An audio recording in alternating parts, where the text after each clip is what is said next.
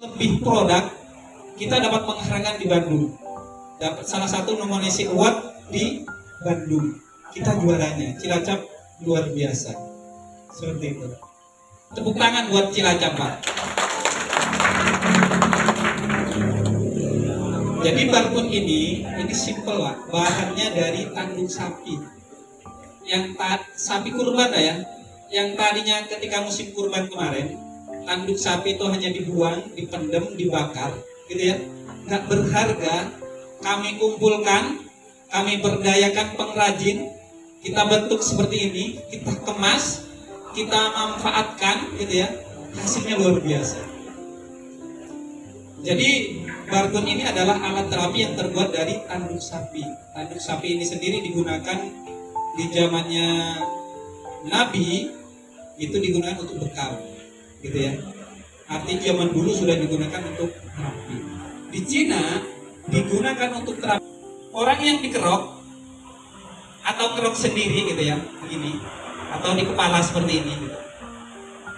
Minimal sehari 10 menit, sebentar sambil nyantai nonton TV, gitu ya. Usia orang tersebut lebih lama 50 tahun. Riset, jangan cerita takdir lah ya. Beda antara takdir dengan riset. Kenapa kok bisa sehebat itu? Kok sespektakuler itu? Apa sih yang terjadi dalam tubuh kita ketika kita kerokkan begini, gitu ya? Apa yang terjadi di dalam tubuh kita? Yang pertama adalah terjadinya pembaharuan molekul darah kita. Yang tadinya banyak gumpalan darah, sampah darah, gitu ya. Ketika kita kerok, buyar, Pak. Otomatis. Makanya darah jadi lancar. Itu yang pertama. Yang kedua, ketika kita kerokkan ke tubuh kita, dia mampu membuang gas racun atau toksin-toksin yang ada dalam tubuh kita. Contoh misalkan orang yang punya masalah lambung, asam lambung misalnya yang kronis segala macam, ketika kita kerok di kepalanya, gitu ya, di leher, sebentar aja udah antep kata orang Banyumas, begitu, keluar gasnya langsung. Apalagi dia sedang cengang. Kalau orang punya masalah lambung biasanya pegel, pundaknya pegel, lehernya kencang, kepalanya pusing. Kalau sedang cengang, kita kerok lehernya 5 menit aja udah bisa. Yang tadinya kalau buat oleh aja sekarang sistem saraf yang ada dalam tubuh kita. Contoh misalkan orang punya masalah saraf kejepit, misalnya gitu ya.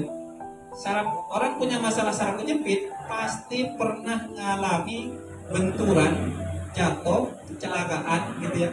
Yang tadinya sarafnya berdampingan seperti ini, jadi saraf ini jalannya darah cuma lembut, Pak, kecil banget, adanya di tulang belakang. Tulang belakang kita ada 33 ruas. Jadi kalau lihat waktu sekolah itu ada gambar patung, gitu ya, tulang-tulang itu ada 33 ruas. Makanya kita disunnahkan berzikir 33 kali setelah sholat, itu untuk menyuplai sistem saraf refleks tubuh kita di tulang belakang kita. Sebenarnya begitu. Nah, ketika misalkan orang punya masalah saraf kejepit seperti ini, yang tadi sarafnya begini, ketika ngalamin benturan, gitu ya, seperti ini, ada yang kejepit salah satunya. Kalau saya ibaratkan di rumah ada selang, kejepit sesuatu, jalannya nggak lancar, sedikit keluar. Sama, Pak, ketika ada yang kejepit saraf kita, jalan darah otomatis tidak lancar. Bahkan sampai ada yang lumpuh, gitu ya. Nah, ketika kita kerok di punggungnya, gitu ya, biasanya sangat cepat, Pak. Untuk orang saraf kejepit itu sangat cepat biasa. Testimoninya banyak, alhamdulillah. Ratusan testimoni banyak seperti itu. Itu yang ketiga. Yang keempat ini yang sangat luar biasa. Ketika kita kerokkan ke tubuh kita, dia mampu memproduksi oksigen dalam sel darah kita. Contoh misalkan orang punya masalah darah tinggi, gitu ya. Orang darah tinggi kalau dicek itu darahnya apa? Denyut jantungnya, Pak. Yang dicek bukan darahnya, bukan, tapi denyut jantung.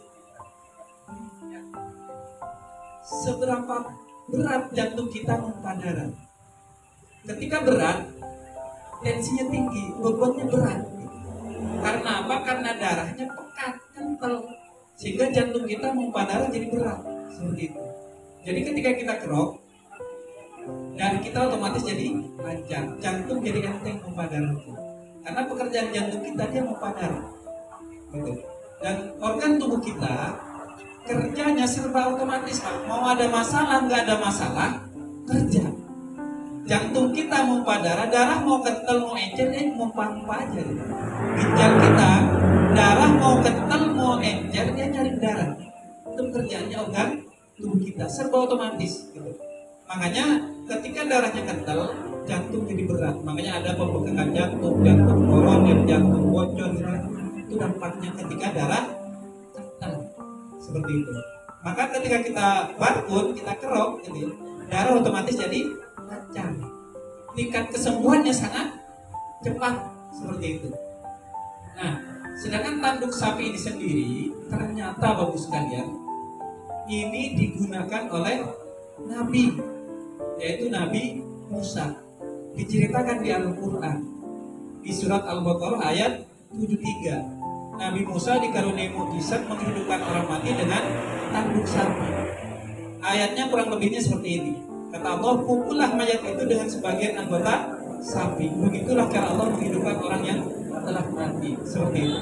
Di surat Al-Baqarah ayat 73, bisa dicek nantinya baru. Dan ini